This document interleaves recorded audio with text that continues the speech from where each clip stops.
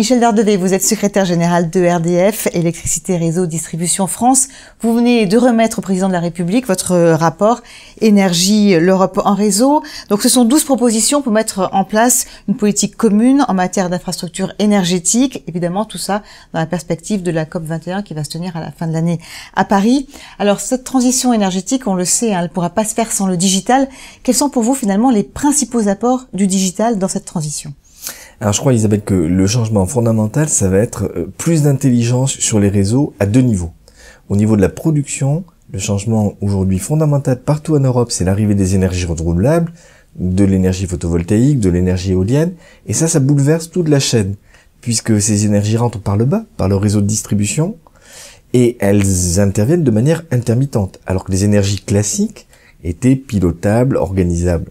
Et le deuxième changement, c'est côté consommateur, le digital, le numérique, ça va nous amener, nous, consommateurs européens, à changer d'approche, à pouvoir avoir peut-être 10 000 fois plus d'informations à travers nos compteurs intelligents que ceux que nous avons aujourd'hui, et donc à pouvoir aussi infléchir cet équilibre entre l'offre et la demande. Et infléchir la consommation, sans doute. Et infléchir la consommation.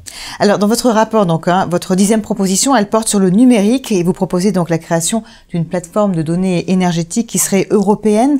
Par rapport à cette plateforme, comment est-ce que vous envisagez votre rôle, le rôle de RDF ?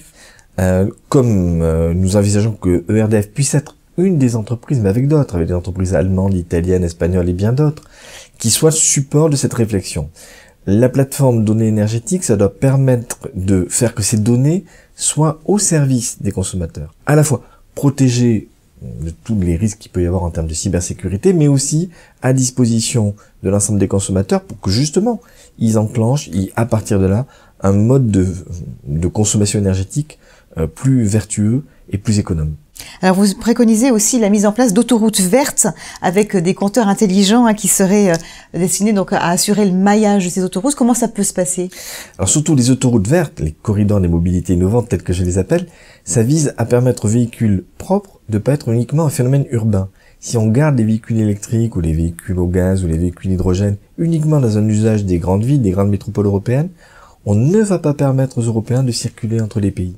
Et donc l'idée que je mentionne de corridor des mobilités innovantes, ça vise à tous les 80 km sur les grands axes autoroutiers européens, mettre des stations de recharge permettant de pouvoir faire des grands trajets. Et on pourra traverser l'Europe comme ça en toute sécurité, toute mobilité, en préservant l'environnement. On pourrait, si cette proposition est reprise, sinon on va avoir des systèmes de recharge, mais captifs, propriété des différents acteurs ou non harmonisés entre pays européens.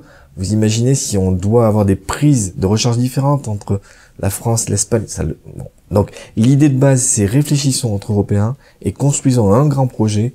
Je l'ai chiffré à 500 millions d'euros. C'est peu vu les enjeux de développement de la mobilité propre. Merci beaucoup.